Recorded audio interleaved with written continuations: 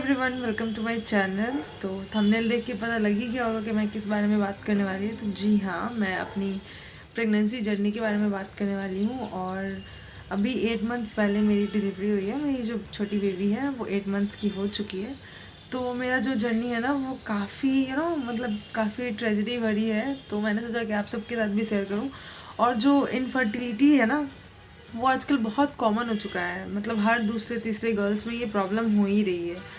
तो मैंने सोचा कि क्यों ना हम भी इस बारे में बात करें और कुछ चीज़ें डिस्कस करें। जो मेरा एक्सपीरियंस है मैं उसको शेयर करूं।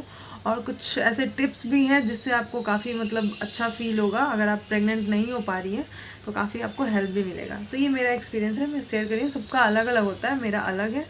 तो मैं अपने तरीके से आपको अपना एक्सपीरियंस शेयर कर रही हूँ। तो अगर बात करें मेरी जर्नी की, तो मेरी शादी को ज़्यादा टाइम नहीं हुआ, बट तो मेरे शादी को 2 साल होने जा रहे हैं। अप्रैल में मेरे शादी को 2 साल हो जाएंगे। और मेरी 8 मंथ्स की बेबी भी हो चुकी है। तो बहुत सारे लोगों के मन में ये सवाल आएगा कि तुम्हें तो बच्चा करने में कोई प्रॉब्लम नहीं हुई, मतलब तुम्हें इतनी जल्दी हो गई है, शादी के 2 सालों में ही तुम्हारा बच्चा हो गया, 8 महीने का भी हो गया, तो तुम्हें कौन सा प्रॉब्लम हुआ। तो मैं आपको बता दूं कि बच्चा जल्दी हो या लेट हो, प्रॉब्लम सब।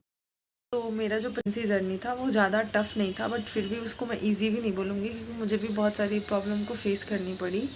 तो स्टार्टिंग में क्या होता है ना कि हम सोचते हैं कि जब हमारी न्यू न्यू शादी होती है तो हम सोचते हैं कि 1 ईयर का गैप लेंगे या फिर थोड़ा सा इंजॉय करेंगे, उसके बाद बेबी करेंगे। सेम थिंकिंग मेरा भी था। मेरी बहुत कम एज में शादी हो गई थी और सेम थिंकिंग मैं भी रखती थी। मैं भी थोड़ा इंजॉय करना चाहती थी, थोड़ा घूमना चाहती थी। बट ऐसा होता नहीं है। अक्सर क्या होता है कि जो हम सोचते हैं वो होता नहीं है और जो नहीं सोचते हैं वही हो जाता है। मेरे साथ भी वही हुआ। पहले तो बहुत मतलब फैमिली का प्रेशर तो मेरे ऊपर भी था कि नहीं, अब तुम्हारी शादी को 2 महीने हो गए, 3 महीने हो गए। और बिहार में एक्चुअली ये ना कॉमन है कि आपकी शादी होती है ना तो 2-3 महीने बाद सब बोलने लगते हैं कि अब 2 महीने हो गए तुम्हारी शादी को, अब बेबी कर लो, 3 महीने हो गए, नहीं तो बाद में नहीं होगा, प्रॉब्लम होगी। तो ये सोच सोच के ना मेरा एक माइंड सेट हो गया था कि सच बोल रहे हैं, कहीं बाद में नहीं हुआ। तो बिकॉज़ मैं बहुत सारे लोगों को अपने आसपास में देख रही थी जिनको बहुत टाइम से बेबी नहीं हो रहा था। तो मेरे मन में भी सेम यही डर बैठ गया था। तो फैमिली के प्रेशर में आके मैं सोचने लगी कि नहीं, मेरे को करना है, बेबी करना है, बेबी करना है। तो मैं फिर ट्राई करने लगी उसके लिए।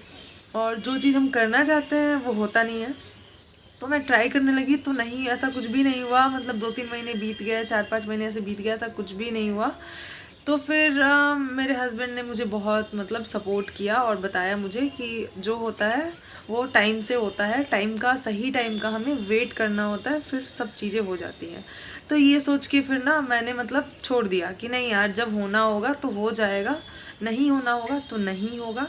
तो जब मैं प्रेग्नेंट हुई और जब मुझे पता चला, तो एक्चुअली मेरे प्रेगनेंसी के 3 महीने बाद मुझे पता चला, नहीं 2.5 मंथ्स बाद मुझे पता चले कि मैं प्रेग्नेंट हूँ।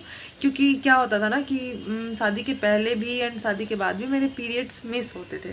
तो जिसके पीरियड्स मिस होते हैं ना उनका थोड़ा सा कंसीव में प्रॉब्लम होता है और बहुत मतलब कंसीव करना थोड़ा मुश्किल हो जाता है। और मतलब डेट्स इधर उधर होने की वजह से थोड़ा प्रॉब्लम हो जाता है। तो सेम मेरा भी था। तो वो सोच के भी लगता था कि यार मेरा तो लेट होता है, होगा नहीं होगा।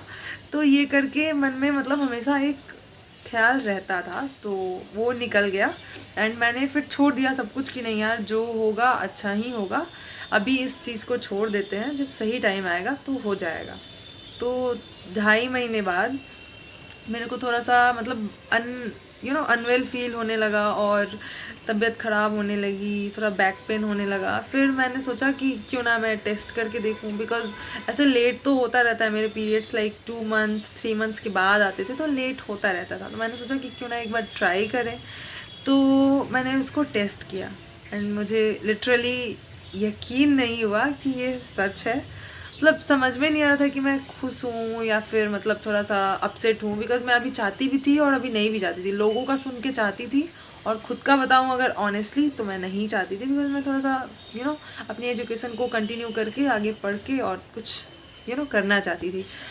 बट आपको मैं लिटरली बताऊँ तो मैंने अपना प्रेगनेंसी टेस्ट 4 बार किया। मतलब एक बार किया, यकीन नहीं हुआ, फिर कुछ दिन बाद 2 बार किया, तीसरे बार किया, फिर चौथे बार में मैं थोड़ा सा सेटिस्फाई हुई एंड देन मैंने अपने हस्बैंड को मतलब फर्स्ट टाइम में ही शेयर किया था। बट हम लोगों के मन में थोड़ा थोड़ा चल रहा था कि नहीं ऐसा कुछ नहीं है, किट क्या पता कहीं फेक होते होंगे, फर्स्ट टाइम था। और ऐसा हुआ। तो मैं उन लोगों को ये बताना चाहती हूँ जो प्रेग्नेंट नहीं हो पा रही हैं एंड जो बहुत टाइम से चाहती हैं प्रेग्नेंट होना। तो जो ये प्रेगनेंसी ना होना ना, ये हमारे माइंड में होता है। मतलब कुछ भी ऐसा फिजिकली अगर हमें कोई, हम डॉक्टर को दिखा रहे हैं, सारे रिपोर्ट्स अच्छे आ रहे हैं, फिर भी हमें कंसीव करने में प्रॉब्लम हो रही है, तो मैं आपको बता दूँ कि ये प्रॉब्लम ना हमारे दिमाग में होती है। बिकॉज़ हम ना स्टार्टिंग के कुछ महीने में ट्राई करते हैं और नहीं होता है, तो हम अंदर से बहुत वीक होने लगते हैं, हमें लगता है कि हम नहीं कर पाएंगे। फिर ऐसे करते करते हमारे दिमाग में ना एक बैठ जाता है, जिसकी वजह से हमें काफ़ी प्रॉब्लम होती है। बट मैं ऑनेस्टली बताऊँ तो जिस चीज़ के लिए जब टाइम जो बना है ना, उस टाइम अगर हो तो अच्छा है, बहुत अच्छा है।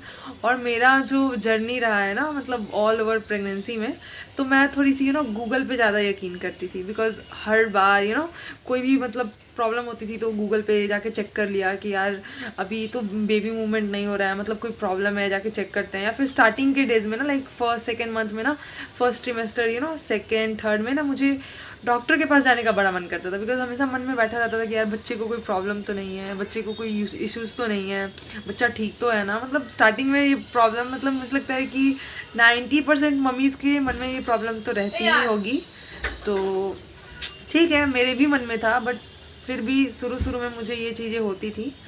और सडनली ये रोने लगी और इसके साथ मुझे आना पड़ा, है ना।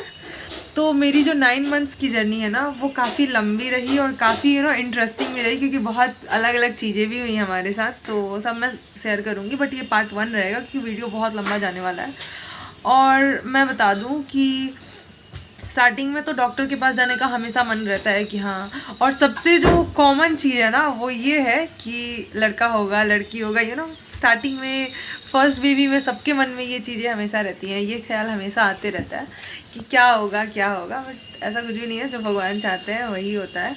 और ये मेरा फर्स्ट प्रेगनेंसी था, तो मुझे बहुत डर लगता था और मेरी एज भी काफ़ी कम थी उस टाइम पे, तो मुझे काफ़ी डर लगता था। बट स्टार्टिंग से ही मेरा ये था कि नहीं, मुझे नॉर्मल डिलीवरी के लिए ट्राई करना है। तो मैंने उसके लिए बहुत सारी चीज़ें की, एक्सरसाइज, वॉकिंग और पूरा हेल्दी डाइट लिया, प्रेगनेंसी का बहुत ही अच्छा। और मुझे ना बीच में एक शुगर की भी प्रॉब्लम हो गई थी, मेरा डायबिटीज़ थोड़ा सा बढ़ गया था। और यही जर्नी है। और सारी प्रेगनेंसी की जो सबसे मेन पार्ट होती है ना, वो डिलीवरी का होता है। और मेरा डिलीवरी काफ़ी हेक्टिक रहा है, बिकॉज मेरी नॉर्मल डिलीवरी थी और मुझे बहुत पेन हुआ। और इस चीज़ को मैं नेक्स्ट वीडियो में शेयर करूँगी, बिकॉज बहुत लंबा जाएगा और बहुत ही इंटरेस्टिंग कहानी है। मतलब सुनने के बाद मुझे हंसी भी आती है और थोड़ा सा वो चीज़ याद करके थोड़ा सा लगता है कि यार अब दोबारा नहीं करना है मुझे। तो मैं उन मम्मीज़ को एक बार और बताना चाहती हूँ कि जो लेडीज़ मम्मी हो या फिर जो लेडीज़ हैं वो प्रेग्नेंट नहीं हो पा रही हैं, तो वो हिम्मत हारने की ज़रूरत नहीं है। कोशिश करते रहें। और इसमें डॉक्टर कुछ नहीं कर सकता, बिकॉज आजकल तो वैसे भी बहुत टाइप की प्रेगनेंसी मतलब करने की चीज़ें आ गई हैं, like IVF and all. But जो नेचुरल प्रोसेस होता है ना, वो नेचुरल ही होता है और वो कैपेबिलिटी सबके अंदर होती है। सबको प्रेग्नेंट होने का कैपेबल सब लोग हैं। और बस हमें ना थोड़ा सा टाइम का वेट करना है कि सही टाइम आने पे हमें पता चल जाएगा कि हम प्रेग्नेंट हो पाएंगे या नहीं। तो होप कभी भी छोड़ना नहीं चाहिए, क्योंकि होप रखना बहुत ज़रूरी है। होप है तभी तो दुनिया है, तभी तो मतलब उम्मीद तो कभी छोड़ना ही नहीं चाहिए। तो गाइज़, इस वीडियो को मैं यहीं पे ख़त्म कर रही हूँ और सेकंड पार्ट मैं जल्दी ही बना के आने वाली हूँ। और अभी इस वीडियो को मुझे ख़त्म करना पड़ेगा बिकॉज़ मेरी बेटी आ चुकी है, तो उसको मुझे देखना पड़ेगा।